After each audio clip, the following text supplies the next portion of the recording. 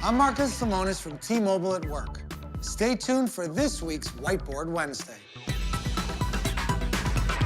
My number one advice for people who have the international itch, the desire to do business outside of the United States is, have you actually solved all of your business problems and maximized all of the opportunity that exists here first?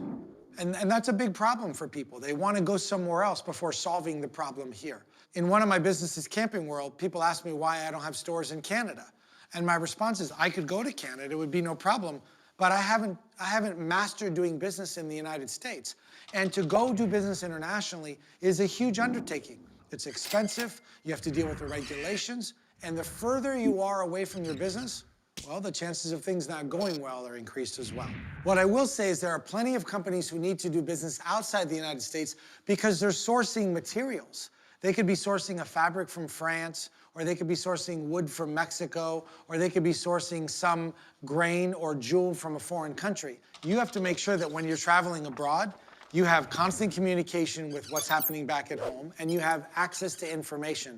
Because when you leave the country, guess what happens? Your business doesn't stop. So you have to stay connected.